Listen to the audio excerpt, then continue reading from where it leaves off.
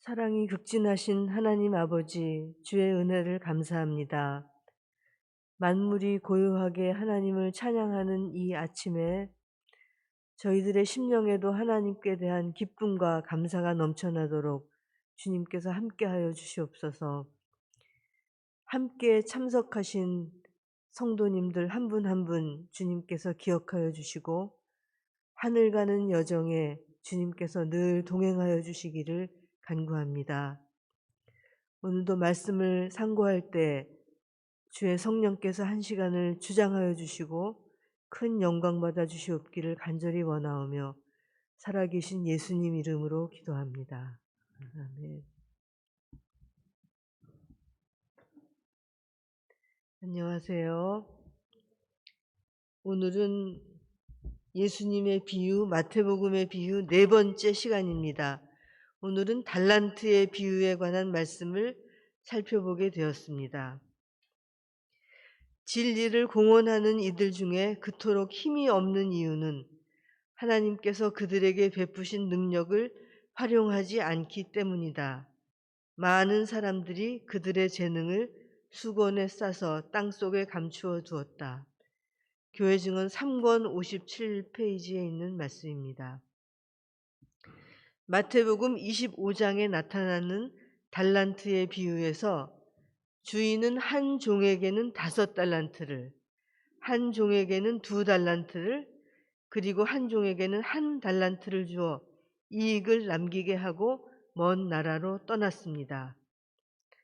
5달란트를 받은 종은 장사를 하여 5달란트를 더 남겼고 2달란트를 받은 종도 2달란트를 더 남겼으나 1달란트를 받은 종은 주인을 두려워하여 땅을 파고 주인의 달란트를 감추었다가 1달란트 그대로 주인에게 돌려주었다는 비유의 말씀입니다.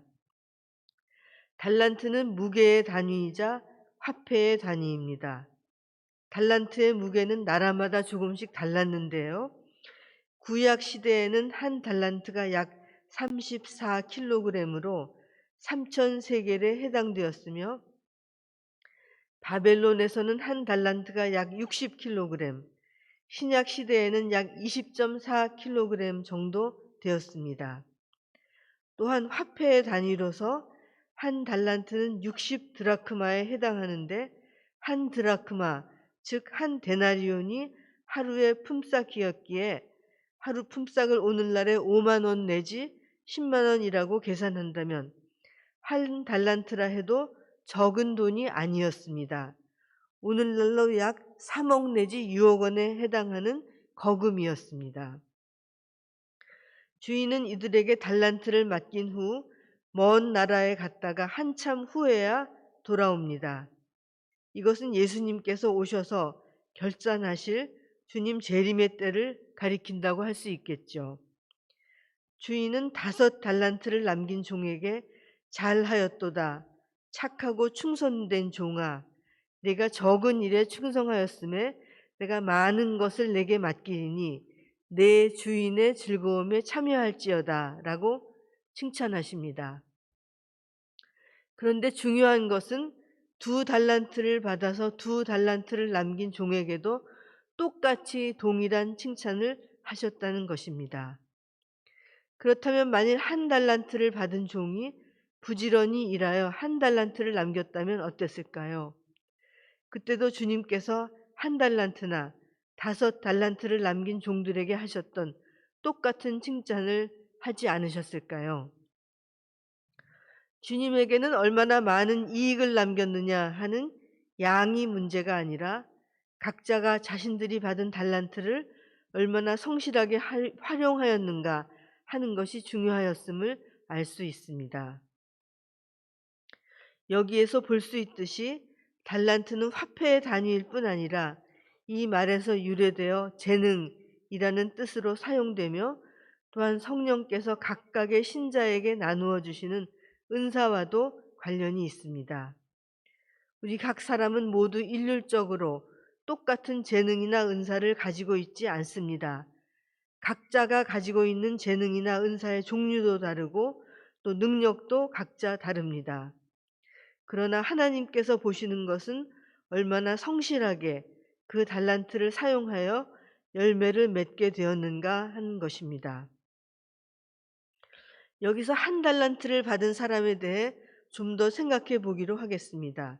그는 주인이여 당신은 굳은 사람이라 심지 않은 데서 거두고 해치지 않은 데서 모으는 줄을 내가 알았으므로 두려워하여 나가서 당신의 달란트를 땅에 감추어 두었었나이다 라고 말하였습니다. 이 이야기를 들어보면 이 종은 예수님을 모르는 사람이었음을 보게 됩니다. 주인으로부터 악하고 게으른 종이라는 평가를 받습니다. 그가 주인이 어떤 분인지 몰랐기에 주님께서도 그를 모른다고 하실 것입니다.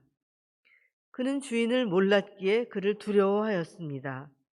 도무지 두려워서 아무것도 하지 못하고 그저 달란트를 오랜 세월 땅에 잘 묻어두었다가 주인이 오자 받은 그대로 돌려준 것입니다. 여기서 첫째로 눈여겨보아야 할 것은 하나님께서는 게으른 것을 악한 것과 동일하게 간주하신다는 사실입니다. 잘 생각해 보면 사실이 그렇습니다. 우리는 게으를 때 다른 사람에게 피해를 끼칩니다. 예를 들어 한 주부가 몹시 게으르다고 칩시다. 그 여자는 수고하여 가족들에게 음식을 제공하고 깨끗한 환경을 유지하지 않습니다.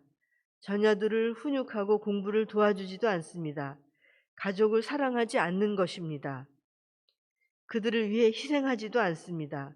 자기밖에 모르는 이기적이고 악한 상태임을 짐작하게 됩니다. 어떤 선생님이 게으르다고 칩시다. 그는 학생들을 위하여 수업 준비를 하지 않습니다. 대강대강 생각나는 대로 가르칩니다. 그리하여 학생들은 실력을 쌓지 못하고 그런 사람들로 가득 차 있다면 그 나라는 가난한 나라가 되고 말 것입니다. 악한 것입니다. 그리고 본문에서 알 수 있듯이 주인을 두려워했다는 것입니다. 그는 주인을 알지 못했습니다. 하나님을 알지 못했습니다. 하나님의 사랑과 자비를 알지 못했습니다. 그는 거듭나 예수님께 감사하는 마음이 없었습니다. 만일 그랬다면 주님께서 얼마나 극진히 그를 사랑하사 십자가에서 자기 생명을 주시고 구원하여 영생으로 인도하셨는지 알고 있었을 것입니다. 이 사람은 실상 무척 자존감이 낮은 사람이었습니다. 언젠가 지난번 학생들이 정상회를 하면서 그때 새로 들어와서 적응하느라고 무척이나 자존감이 낮은 상태였습니다. 라고 말하는 간증을 들은 기억이 생각이 납니다. 자존감이 낮은 사람은 자신이 없습니다. 무엇을 해도 실패할 것만 같아서 도전할 수가 없습니다. 차라리 달란트를 땅속에 묻어둘 망정 과감하게 활용할 수 없습니다. 그런데 중요한 점은 이것입니다. 왜 자존감이 낮으냐고 탄만하고 있어서는 소용이 없는 것입니다. 도대체 무엇으로 우리가 자존감을 높일 수 있을까요? 그것은 우리가 주님 안에 있을 때에만 가능한 일 아닐까요? 예수님을 믿고 거듭날 때야 비로소 나의 가치를 발견하게 되고 주님께서 나를 위하여 비싼 생명의 값을 치르신 것을 믿을 때에야 비로소 내가 누구인지 알게 됩니다.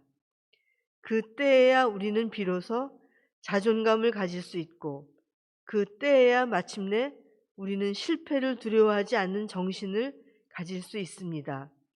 비록 실패할 때라도 주님께서 여전히 나를 응원해 주실 것을 믿을 때 과감하게 새로운 것에 도전하고 우리의 달란트를 땅에 묻어두는 대신 투자하고 활용하고 빛을 발하게 할 수 있을 것입니다.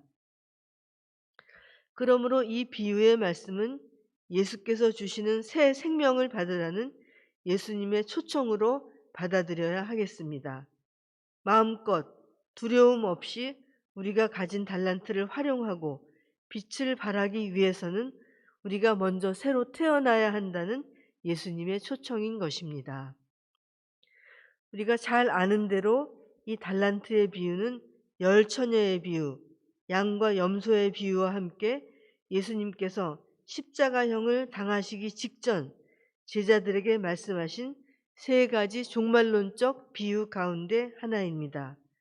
왜 달란트의 비유가 마지막 때와 상관이 있는지 얼핏 이해가 되지 않습니다. 그러나 마지막 때는 특별히 달란트의 활용이 필요한 때입니다.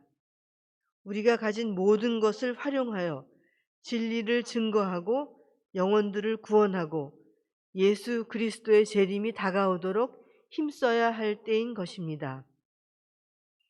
우리가 만일 우리에게 주어진 달란트를 그저 땅속에 묻어두고 있다면 분명 예수님으로부터 악하고 게으른 종이라는 책망을 듣게 될 것입니다. 여기서 저는 특별히 우리 여성 교우님들과 여 집사님들에게 말씀을 드리고 싶습니다. 우리는 안수받은 목사님이나 장로님이 되어 교회를 섬기지는 않을 것입니다. 성경 디모데전서 3장에 이른 말씀과 같이 가정을 다스리는 머리 직분이 아버지와 남편에게 있듯이 그러한 직분을 가진 그분들이 교회의 머리 직분도 가져야 한다고 말씀하기 때문입니다. 하나님의 말씀의 울타리 밖으로 나가려는 의도가 없는 것입니다. 그러나 우리 여성들에게는 남자들이 흉내낼 수 없는 고유한 특성과 하나님이 맡기신 중요하고 특별한 직분이 있습니다.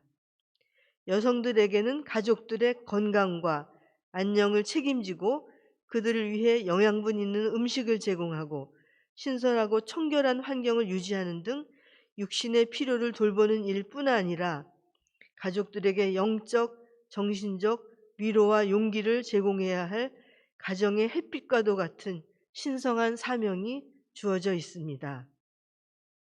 만일 어머니들이, 아내들이 자신들에게 맡겨진 그런 책무를 하지 않는다면 이 세상이 어떻게 되겠습니까? 상상도 할 수 없는 일입니다. 또한 화이트부인은 이르시기를 세상에서 가장 중요한 선교지는 가정이며 이 세상의 어느 선교사들보다 더 위대한 선교사는 그 자녀들을 주님께로 이끄는 어머니들이라고 하셨습니다. 참으로 공감이 되는 말씀입니다. 가정뿐 아니라 교회에서도 여성만이 효과적으로 할 수 있는 일들이 있습니다. 마음이 아픈 자를 위로하고 병든 이들을 방문하고 구도자들과 개인적으로 접촉하여 주님께로 이끌고 교회의 살림을 맡는 일 등이 그러합니다. 그 외에도 여러 분야에서 여성들의 손길이 닿아야 할 일들이 요소요소에 놓여 있음을 잘 알고 있습니다. 이 모든 사명을 수행하기 위해서 우리는 연구하고 노력하고 최선을 다해야 하겠습니다. 우리는 장로님, 목사님, 집사님들과 하나가 되어 정말 이름 없이 빛도 없이 주님을 섬길 귀한 부르심을 받았습니다. 경건한 부녀 사라와 리브가처럼 주님을 가장 가까이에서 따랐던 막달라 마리아처럼 예수님을 마음과 뜻과 정성을 다해 섬겨야겠습니다. 예수님께서 십자가에 돌아가실 것이란 말씀을 듣고 그 말씀을 믿고 장사를 예비했던 사람은 옥합을 깨뜨려 머리에 부었던 막달라 마리아 한 사람뿐이었습니다. 주님의 심정과 마음을 이해했던 것입니다.